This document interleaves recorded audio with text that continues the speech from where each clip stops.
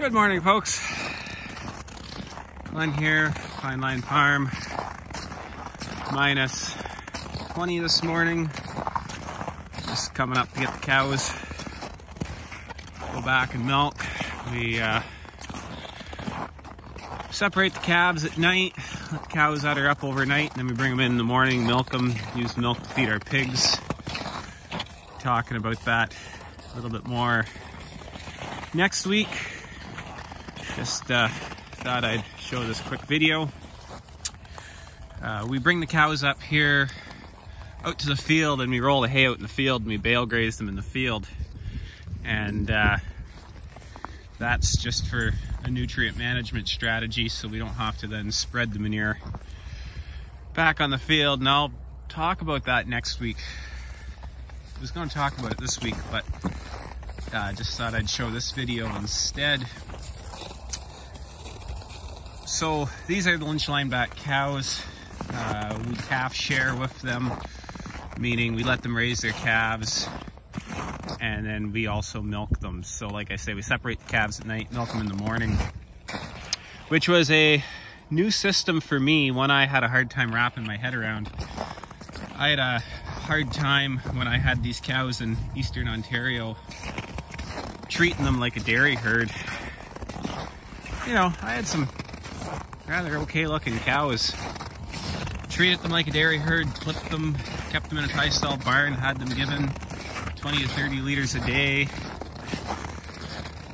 But moved here, we didn't have a barn. My goal was more regenerative agriculture, keeping cattle in their natural environment. So we only had run-in sheds here, didn't really have a market for milk other than feeding pigs, which isn't that lucrative. So they have to raise their own calves.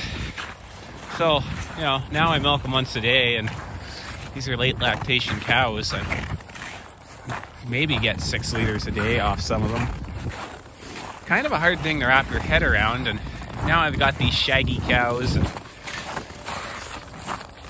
you know, they're not what I originally wanted in a cow.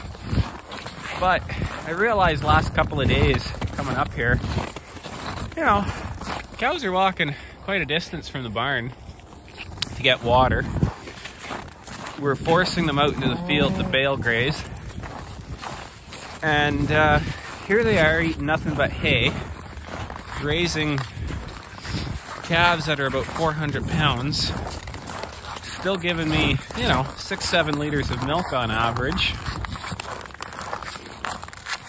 And that might not sound impressive as far as production, but when we look at the inputs, and the inputs are nil, and realize these cows are happy doing it.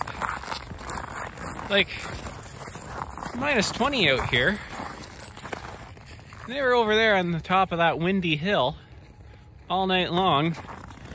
If they didn't want to be there, they would have been in the barn. I got the barn belly deep in straw right now. Look at how clean these cows are. You know, still have an udder full of milk. Their calves are all snug in the barn with the sheep. They're out their calves all day. They're gonna bring their calves back out here in this cold wind and sit there and bale graze all day. They're doing the work for me. They're spreading the nutrients. I just take the feed out there.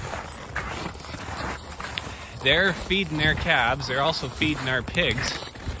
And they're happy, healthy little cows. These cows are not stressed one bit. That's what we mean by breeding cows that fit their environment, that want to work in their environment.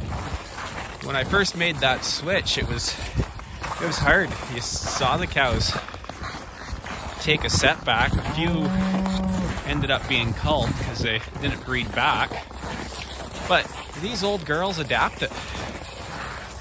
You know, here's a 12-year-old cow back in calf again. These cows are all carrying calves and feeding calves. So anyway, that was just a thought I had the other day walking these cows in. It was just how hard they are working and just how little they're doing it on, and the fact that they're still happy and healthy. And that keeps me pretty happy. And when we're all happy, it makes doing this a heck of a lot more enjoyable. Anyway, take care, folks.